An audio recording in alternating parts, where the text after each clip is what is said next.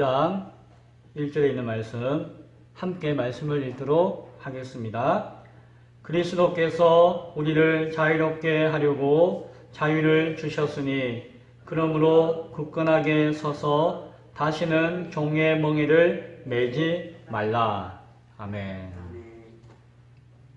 이제는 자유인입니까? 라고 하는 제목으로 함께 말씀을 나눕니다.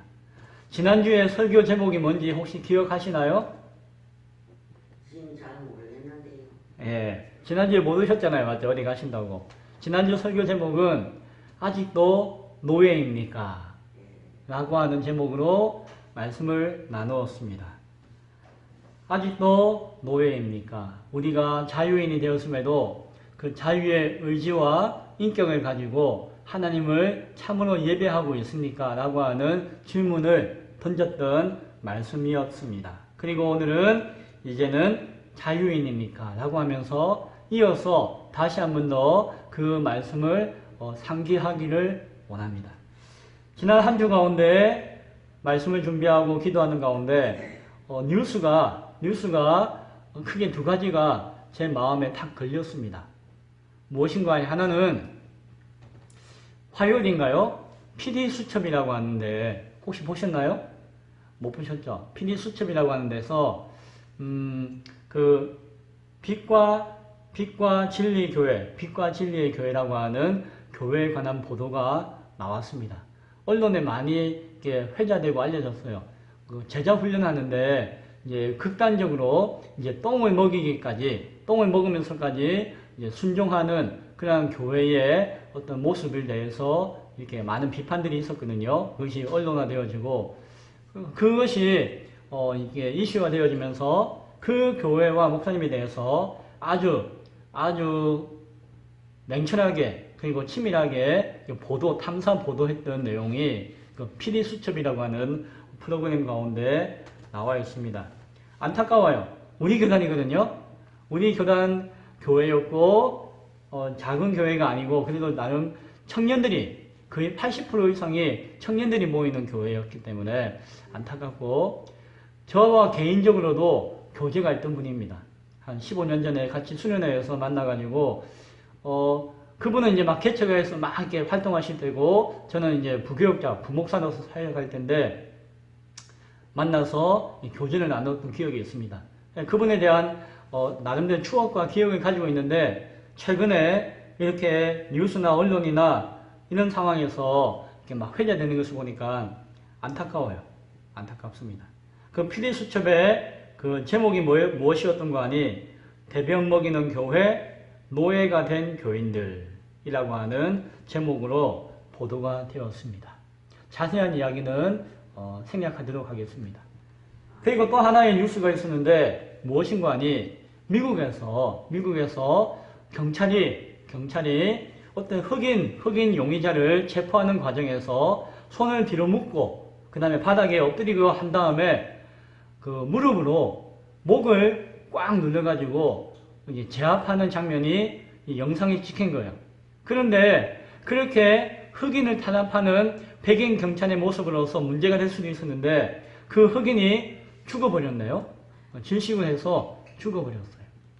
그래서 그것이 단순한 사건, 사고가 아니라 그 미국에 있는 그 흑인을 향한 인종차별, 옛날 흑인 노예 제도로부터 시작되었던 인종차별로부터 시작되어진 사건이었기 때문에 그냥 하나의 단순한 사건이 아니라 그 배경 가운데 있는 사건이었기 때문에 이슈화 되어지고 크게 뉴스에 나온 것을 보게 되어집니다. 지금 미국은 난리 났습니다.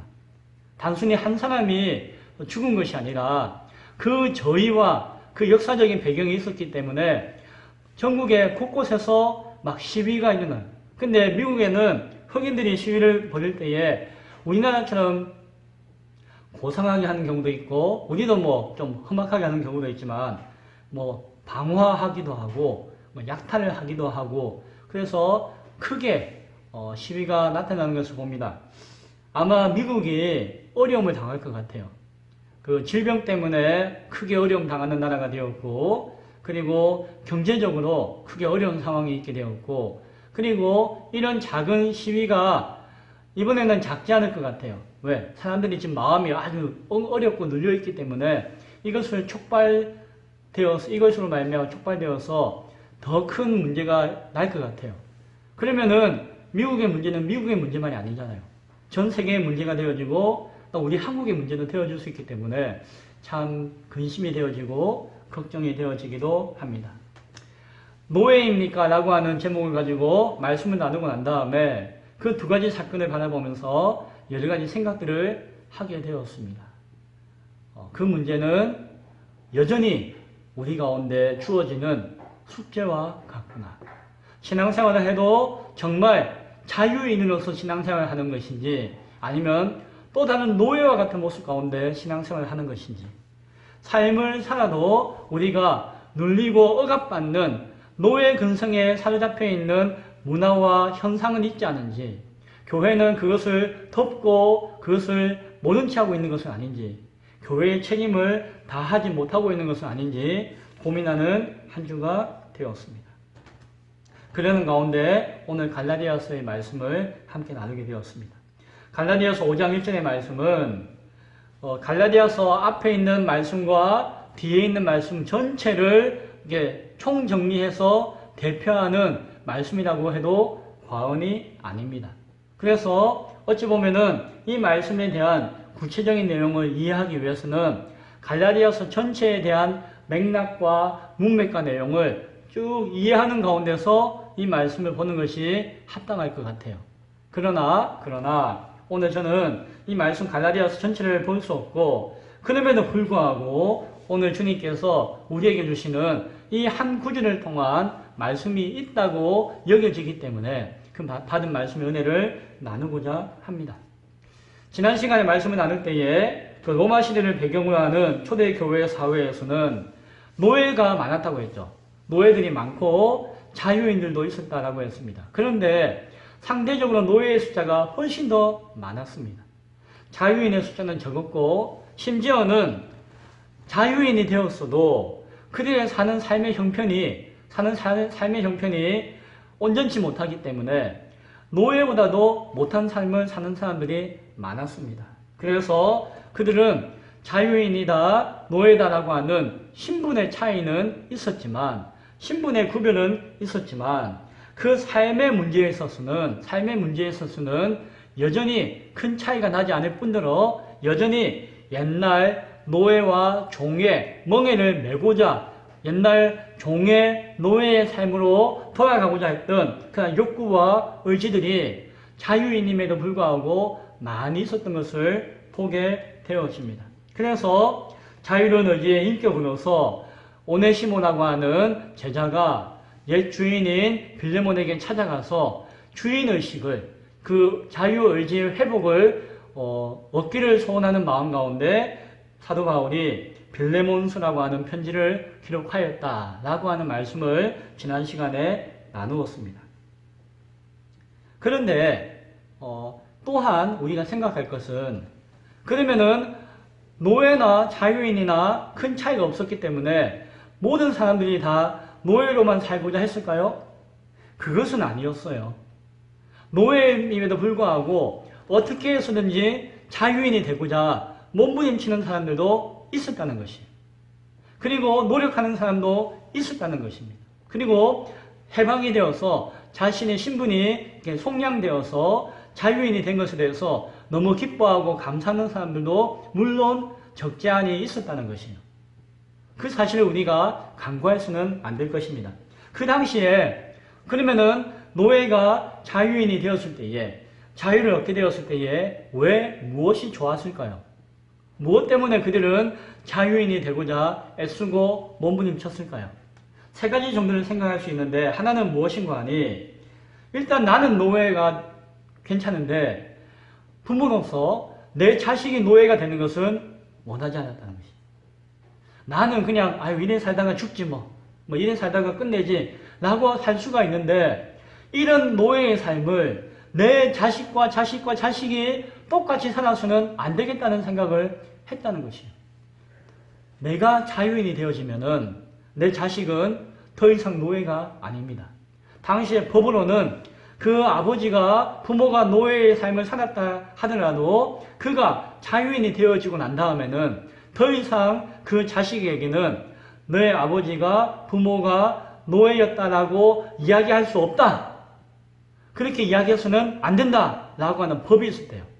그러니까 내가 자유인의 신분을 얻게 되어지면은 내 자녀는 최소한 내 자녀는 완전한 철저한 자유인으로서 살게 되어진다라고 하는 사실. 그래서 노예들은 자유인이 되고자 했습니다. 왜? 내 자식은 이렇게 살아서는 안 된다는 생각을 했기 때문에. 그것이 법적인 자격과 권리로 자신에게 주어질 수 있었기 때문에. 또 하나는 자유인이 되어지면은 상속권을 얻을 수가 있었습니다. 물론 노예라 하더라도 자기 가지고 있는 재산 자식에게 줄 수도 있었겠죠. 그러나 정식의 정당한 상속권은 아니었어요. 노예는 그런 권리도 필요가 없었습니다. 왜? 자신의 생명과 자신의 삶의 주인이 인간 주인이 있었거든요. 자신이 아무리 열심히 살고 자신이 아무리 뭐라고 해도 나는 그 주인의 소유물일 뿐이거든요. 물론 그 삶의 모습이 아주 척박하거나 흑인 노예와 같은 삶은 아니었지만 그러나 그 신분의 차이는 변화가 없었다는 것이죠. 그러나 자유인이 되고 나면은 내가 가지고 있는 모든 것들을 자식들에게 합당하게 법적인 권리를 가지고 부여해주고 줄 수가 있었습니다. 상속을 해줄 수가 있었습니다. 내가 가지고 있는 지식, 내가 가지고 있는 권리, 내가 가지고 있는 그 모든 것들을 내 자녀에게 나누어 줄 수가 있었습니다. 누가 뭐라고 할 수가 없는 것이었습니다. 이렇게 상속하는 것은 그 당시로서는 정말 소중한 가치였어요.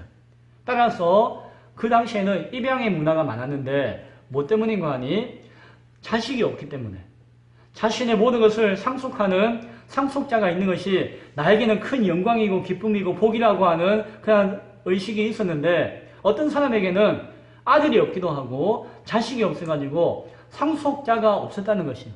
그래서 자신이 아무리 열심히 살아서 무엇인가 남기고 싶어도 그것을 받아준 사람이 없는 것이 큰 불행이었다는 것이죠. 그래서 그 당시에 유행했던 것이 무엇인가 하니 양자 삼는 것. 양자 삼는 것. 내 피부치 자식은 없다 할지라도 양자를 삼아가지고 법적으로 내 자식을 삼는 것이에요. 그러면은 그 양자가 무엇이 되나요? 나의 상속자가 되어진다는 것이죠.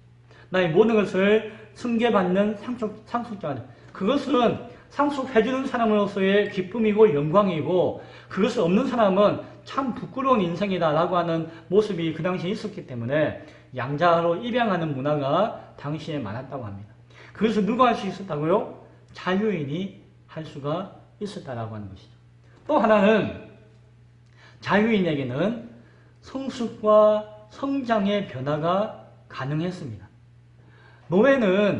노예는 암만 열심히 살아도 노예예요. 그 신분이 변화가 없습니다. 내가 공부를 아무리 많이 해도 노예예요. 안아주는 사람이 별로 없었습니다. 그러다 보니까 내가 열심히 공부해야 될 이유를 몰라요. 내가 열심히 일해야 될 이유도 잘 몰라요. 내가 선을 베푸고 도덕적으로 윤리적으로 인간답게 다른 사람을 위해서 살아가는 삶을 살아야 할 이유도 몰라요. 왜? 그렇게 살 필요도 없었고 누가 그렇게 살라고 이야기도 하지 않았기 때문에 늘 그대로 머물러 있는 거예요. 그냥 내가 나이가 20살이 되든 30살이 되든 40이 되든 50이 되든 70이 되든 80이 되든 그 마음은 여전히 그냥 나밖에 모르고 그냥 그렇게 사는 변화가 없는 삶을 사는 것이에요. 그러나 자유인이 되어지면은 그의 삶이 바뀌어요. 이제는 내가 나 자신을 꾸미면서 나 자신이 성장하고 발전하고 변화되어지는 기쁨을 누릴 수가 있게 되어져요. 그리고 사람들은 그것을 기대하기도 한다는 것이에요. 내가 변화되어지고 성숙되어져요. 자유인이 되면은 예전에는 10년 전이나 20년 전이나 똑같았는데 자유인이 되어지면은 이제는 하루하루가 달라요. 하루하루 사는 의미가 달라요. 이제 봄이 되어지면 봄이니까 내가 이렇게 해야지. 겨울이 되어지면 겨울이니까 이렇게 해야지. 라고 하는 의지와 그런 생각이 자신에게 주어지고 그런 성장과 성숙과 변화의 기쁨을 누리면서 사는 삶이 되어질 수가 있었다라고 하는 것이죠. 이것은 영적인 의미에서도 동일하다라고 여겨집니다. 노예의 삶이 아니라 자유인으로서의 삶을 살아간다는 것, 영적인 자유인이 된다고 하는 것도 바로 그와 같을 것입니다. 하나님의 자녀가 되어지는 기쁨이 있을 것이고 자녀를 향한 축복의 통로로서 사용되어질 수가 있을 것입니다. 하나님이 쏟아 부어주시기 원하시는, 하나님이 축복하기 원하시는 그 놀라운 복을 내가 누리고 또 내 자녀에게 줄 수 있는 그런 은혜가 구원받은 자녀에게는, 자유인에게는 있을 것입니다. 또한 하나님이 우리에게 내려주시고자 하는 그 기업의 상속이 있어요. 그것을 우리는 하나님의 자녀로서 상속받게 되어지고 또한 내 자녀와 내 교우들과 내 형제들과 하나님을 알지 못하는 영혼들에게 생명을 전함으로 말미암아 그들을 나눠줄 수 있는, 전해줄 수 있는 상속자가 되어줄 수가 있다라고 하는 것입니다. 또한 그리스도인이 되어지면은, 영적인 자유인이 되어지면은 그 삶이 성숙되어지고 변화되어지는 기쁨을 충만하게 누리게 되어집니다. 하나님을 찬양하는 것이 얼마나 기쁜데 그것이 어제가 다르고 오늘이 다르고 내일이 달라진다는 것이에요. 성령께서 역사하시는데 그 역사가 어제가 다르고 오늘이 다르고 내일이 다르다는 것이에요. 하나님 주시는 복이, 은혜가 날마다 순간마다 달라지고 그것으로 말미암아 내 영혼이 막 성장하며 내 영혼이 채워지는 기쁨이 놀랍다는 것이죠. 그것을 누가 누린다고요? 영혼의 자유함을 얻은 자가 누리게 되어진다라고 하는 것입니다. 이 모든 것, 자유의 선물은 하나님의 형상대로 지음받은 인간에게 주어지는 것입니다. 하나님은 인격이십니다. 하나님은 사랑이십니다. 하나님을 사랑하며 하나님과 교제하기 위해서는 하나님의 인격대로 우리가 온전한 인격을 가지고 나아가야 합니다. 자, 하나님이 우리를 창조하실 때에 얼마나 사랑하셨는지 자신을 거역할 수 있는 가능성까지도 인간에게 주셨어요. 무슨 말씀인지 아시겠습니까? 왜 인간이 하나님 앞에 범죄하고 타락하였습니까? 그것은 범죄하고 타락할 수 있는 가능성이 인간에게 있었기 때문이에요. 그런데 그 인간을 누가 만드셨다고요? 하나님이 만드셨다는 것이죠. 우리는 이렇게 생각할 수 있습니다. 하나님, 처음 인간을 만들 때부터 인간이 꼼짝도 못하게 하나님을 예배하고 찬양하고 하나님만 바라보게 만드시지. 그냥 자기 마음대로 하나님 안 쳐다보기도 하고 안 믿기도 하고 하나님 거역하기도 하고 하나님 무시하기도 하고 하는 그런 인간들을 만드셨습니까? 하나님 뭔가 잘못 만드신 건 아니에요? 라고 묻는 사람이 있습니다. 그렇죠? 저도 그런 생각을 한 적이 있습니다. 그런데 곰곰이 생각해 보았어요. 왜 하나님이 그렇게 만드셨을까? 왜 하나님을 거역할 수 있는 그러한 자유까지도 능력까지도 인간에게 주셨을까? 그런데 어느 날 딱 깨닫게 되었어요. 하나님이 우리를 만드신 이유는 우리를 부려먹으려고 만든 것이 아니에요. 하나님이 우리를 종살이 시키려고 만든 것이 아니에요. 하나님이 일하시는데 일꾼이 필요해가지고 우리를 만드셔서 일 부려먹으려고 만드신 것이 아니에요. 하나님이 인간을 창조하시고 만드신 이유는 딱 하나예요. 무엇입니까? 그 인간을 사랑하기 위해서입니다. 그리고 그 인간이 하나님을 사랑하게 하기 위해서입니다. 한마디로 이야기하면은 서로 마음과 마음을 나누기 위해서요. 자, 자식을 보세요. 여러분이 자식을 낳은 까닭이 뭡니까? 잘 키워가지고 나중에 노후 보장으로 써먹으려고. 그런 부모는 아무도 없어요. 자식을 낳은 이유가 뭐예요? 일 시켜가지고 생활에 도움이 되라고. 이런 부모 아무도 없어요. 하나님이 부모를 통하여서 자식을 낳게 하신 이유, 내가 자녀를 통해서 기대하는 것은 무엇입니까? 최소한 저를 통해서 바라보면은 제가 사랑할 수 있다는 것이 너무 기쁘고 감사해요. 이 세상 혼자 사는 것인데 누군가를 사랑한다는 것이 너무 기쁘고 감사하고 그 자식이 나를 사랑해주네? 그것이 너무 기쁘고 감사하는 것입니다. 인간이 자식을 낳은 이유는 많은 이유가 있다 할지라도 가장 큰 이유는 사랑을 하고 사랑을 받는 것입니다. 자식이기 때문에 무조건적으로 사랑할 수 있게 돼. 그 사랑한다는 것이 너무 기쁘고 감사한 것이에요. 자식이 없는 사람은 막 개나 고양이를 사랑하기도 한다니까요. 자식을 사랑한다는 것이 너무 기쁘고 감사하고 자식이 나를 사랑해주는 것이 너무 기쁘고 감사한 것이에요. 그냥 아빠, 엄마 이렇게 불러주고 그냥 좋아해주는 것이 너무 기쁘고 감사한 것이에요. 하나님이 인간을 창조하신 이유는 바로 그것입니다. 하나님이 사랑할 수 있고 또한 그 자녀가 인간이 하나님을 사랑하기 위해서요. 사랑으로 교제하기 위해서 인간을 만드셨다는 것이죠. 자, 그런데 하나님이 인간을 사랑하기 위해서 만들었는데 처음부터 로봇처럼 만들었어요. 삐릿삐릿삐릿 너는 무조건 나만을 사랑해야 돼. 이렇게 만들어버렸어요. 그러면은 그 인간이 아무 생각 없이 아무 의지 없이 무조건 하나님만 사랑하고 교회만 나가야 되고 하나님만 바라봐야 되고 그렇게 한다면은 그 사랑이 정말 사랑일까요? 윤숙이가 나중에 누군가를 사랑하게 되어지면은 그 사랑하는 사람에게 막 체면을 걸어요. 체면을 걸어가지고 넌 나를 사랑해야 돼. 넌 나를 사랑해야 돼. 아니면은 머리에다가 기계를 심어요. 무조건 사랑해야 돼. 사랑해야 돼. 탁 심어놓고 탁하닥 스위치를 올리고 난 다음에 나를 막 사랑했어. 난 사랑해. 좋아. 이렇게 하는 것이 사랑일까요? 그게 아니라는 것이죠. 심지어 어떻게 할 수도 있는데요. 나를 미워할 수도 있는데. 나를 미워할 수도 있는데도 나를 사랑할 수 있다는 거예요. 나를 모른 체 할 수도 있는데도 나를 이뻐해 줄 수 있다는 것이죠. 나와 멀리 할 수도 있는데도 나에 가까이 할 수 있다는 것이죠. 무엇으로? 자기 자유의 의지를 가지고 인격을 가지고 진실한 마음을 가지고 그것이 무엇이라고요? 사랑이라는 것이에요. 억지로 사랑해라고 해서 사랑하는 것이 사랑이 아니라는 것이죠. 무조건 사랑하게 만들어 놓고 사랑하는 것 사랑이 아니라는 것이죠. 참된 사랑은 그것이 아니기 때문에 하나님은 인간에게 참된 사랑을 원하셨기 때문에 무엇까지 가능하게 하셨다고요?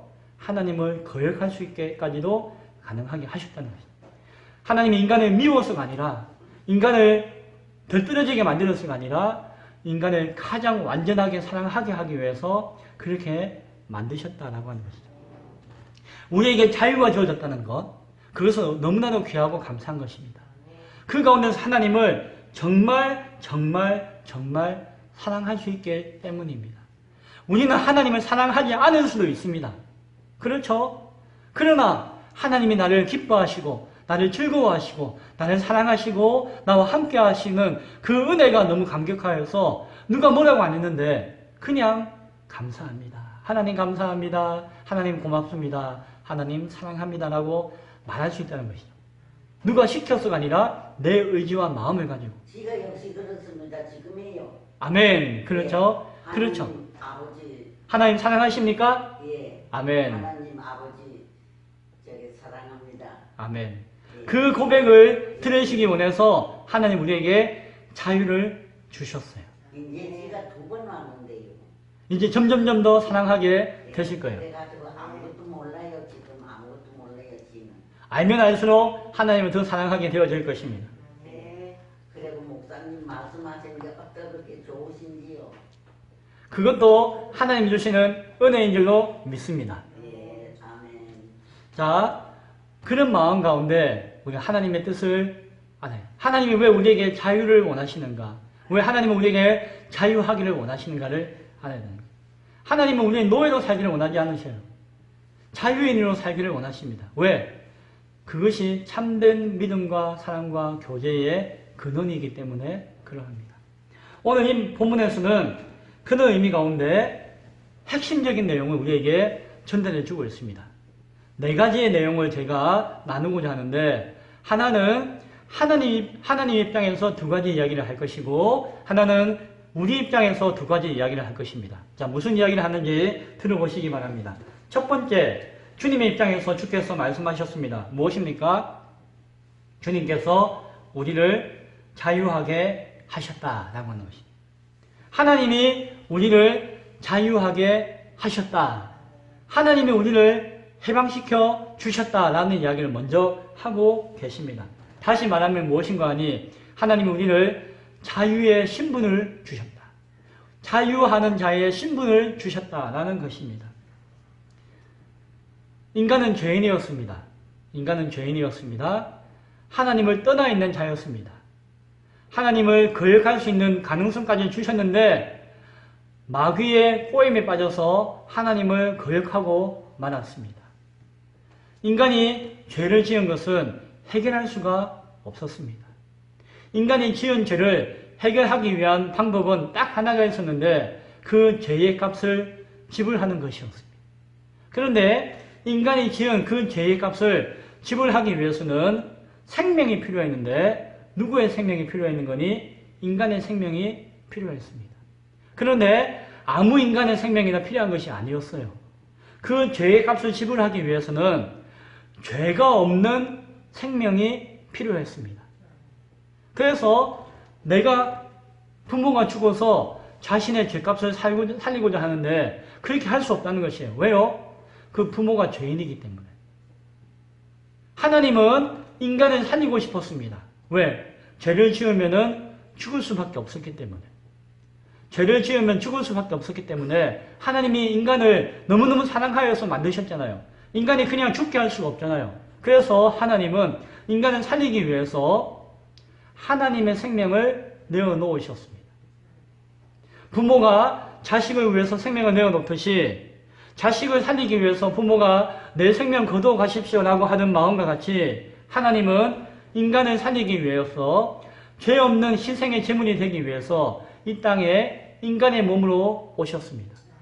그분의 이름이 예수님이세요.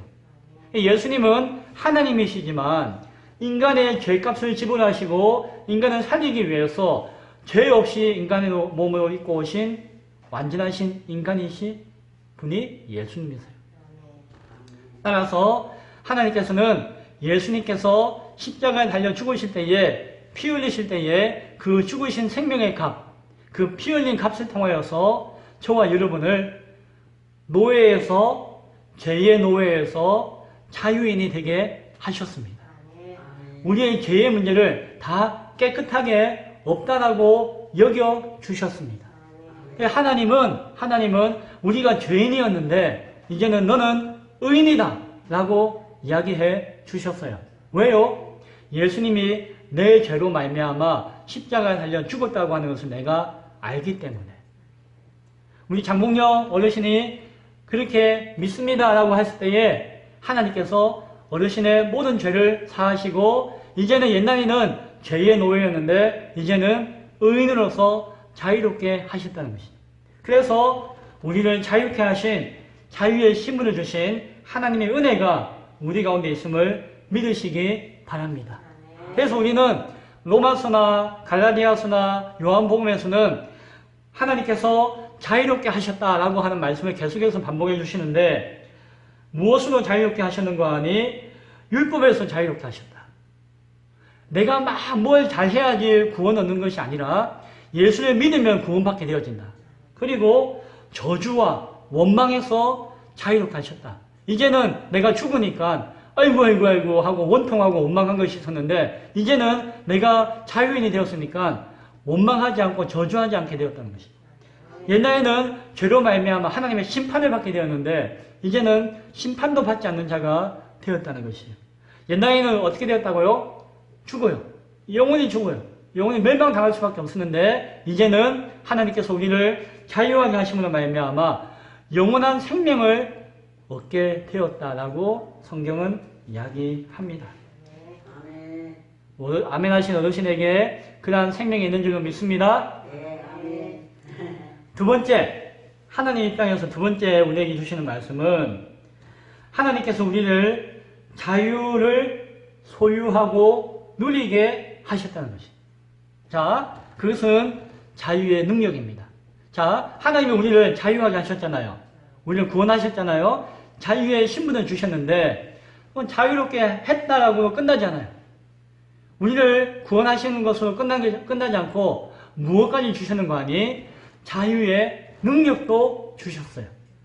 그러니까 우리가 자유인이 되었네, 자유가 되었네 라고 할 때에 그걸로 끝나지 않고 이제는 네가 자유인으로서 살 수 있는 능력도 주셨다는 거예요. 하나님이 우리의 아버지라고 부를 수 있게 되었고 하나님이 우리를 아이고 내 새끼라고 부를 수 있게 되었어요. 그러면서 하나님은 그냥 아이고 내 자녀라고 하시지 않고 자녀에게 맛있는 것도 먹여주시고 용돈도 주시고 자녀의 건강도 챙겨주시고 또 자녀가 하나님 저 이거 필요해요. 이거 필요한데 어떻게 하죠? 그래? 그럼 내가 그거 줄게 라고 주신다는 것이. 우리를 자유롭게 하시는 것뿐만이 아니라 자유를 누릴 수 있는 능력도 함께 허락해 주셨다는 것이. 물론 내 욕심대로 막 구하는 것은 자유가 아니고 방종입니다. 그러나 나에게 주신 하나님의 은혜와 뜻 가운데 구하면은 우리 하나님은 무엇이든지 다 허락하여 주세요. 왜? 그것이 하나님의 기쁨이 되어지기 때문에. 그 자녀가 하나님의 영광대로 살기 위해서 구하는 것이기 때문에 다 주시는 것이에요. 제가 앞서 기도했죠? 무엇을 기도했습니까? 기쁨의 교회가 젊어지게 해주세요 라고 기도했잖아요. 그거는 하나님을 더 기쁘시게 하기 위해서 구하는 것이면은 하나님이 주실까요? 안 주실까요? 주십니다. 주십니다. 우리는 젊어지게 하실 거예요. 그래서 젊은이들이 가득하게 하실 것이고 연세 드신 분이 젊어지게 되어주는 줄로 믿습니다. 아이고 아주 제일 좋은 소리. 그리고 이제 또 우리 입장에서 두 가지 이야기 하기로 했잖아요. 우리 입장에서 두 가지 이야기를 하는데 하나는 무엇인가 하니 이제 우리는 자유의 신분이 되었고 자유의 능력을 얻게 되었는데 하나님이 원하시는 것이 있습니다. 뭔가 하니 그 자유 안에서 굳게 서야 한다라고 이야기합니다.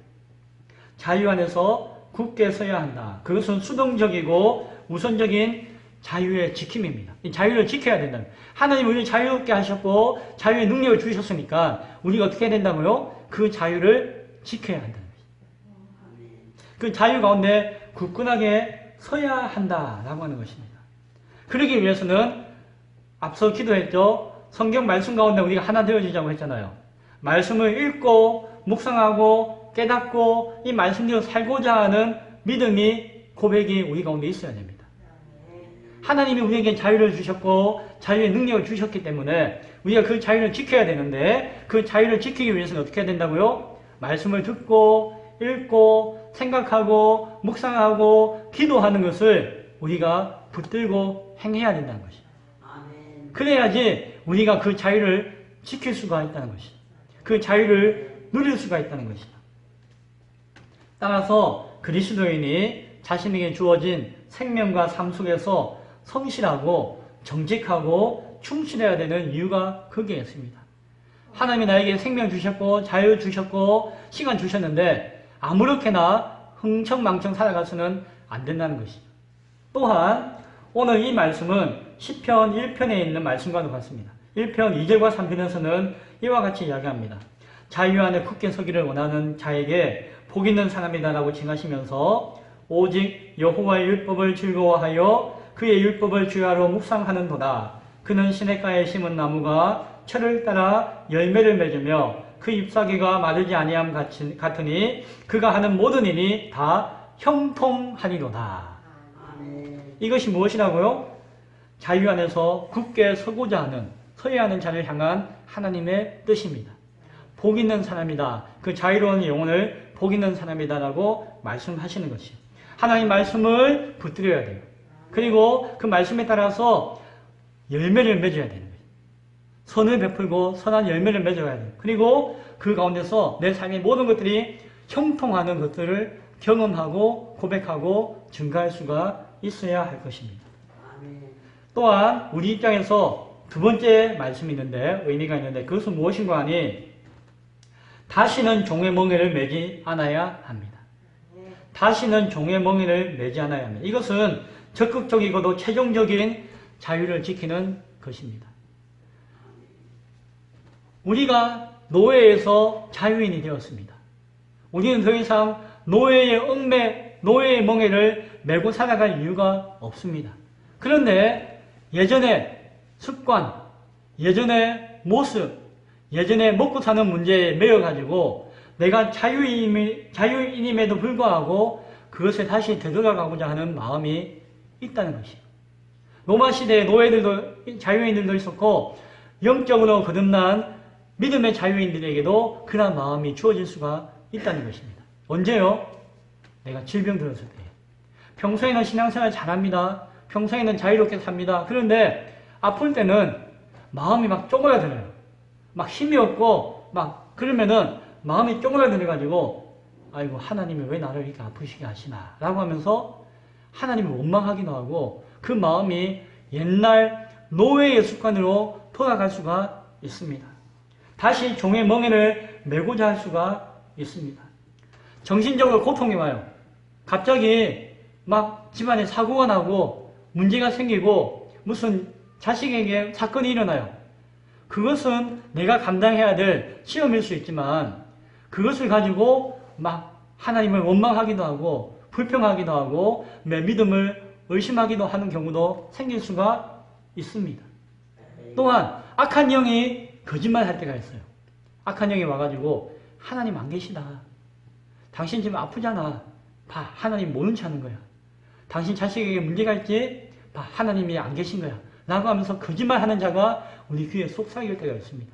이와 같이 육체적인 질병과 정신적인 고난과 고통과 영적인 시험이 온다 할지라도 내가 자유의 능력과 신분을 얻었다고 하는 사실을 잊어버리고 옛날 노예의 습성과 모습으로서 되돌아가고자 하는 모습 가운데 있을 수가 있다는 것입니다. 우리는 그럴 때 어떻게 해야 된다고요?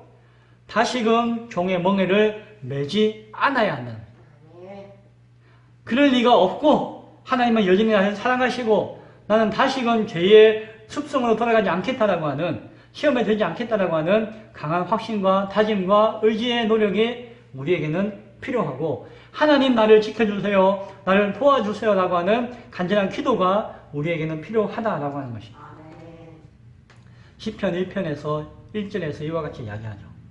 복 있는 사람은 악인들의 꾀를 따르지 아니하며 죄인들의 길에 서지 아니하며 오만한 자들의 자리에 앉지 아니한다. 바람에 나는 겨와 같은 인생이 악인이다. 그냥 흥하면 흥이고 그냥 잘 되면 잘 되고 안 되면 막 이리 쓰러지는 이럴 때는 이렇게 되고 저럴 때는 저렇게 되어지고 그냥 갈 때와 같이 막 마음이 요동치는 교회 가고 싶으면 가고 교회 가기 싫으면 안 가고 아프면 안 가고 멀쩡하면 가고 이런 갈 때와 같은 마음 그래서는 안 된다라고 이야기하고 있는 것입니다.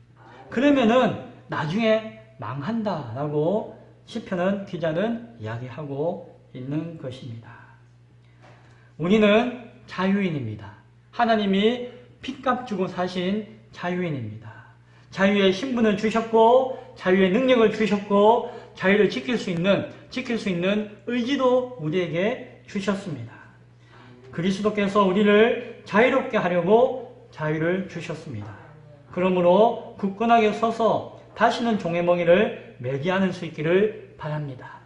말씀을 마무리하면서 이제 제가 몇 가지 질문을 드리고자 합니다. 답을 안 하셔도 돼요. 그러나 그 질문을 한번 들어보시기 바랍니다.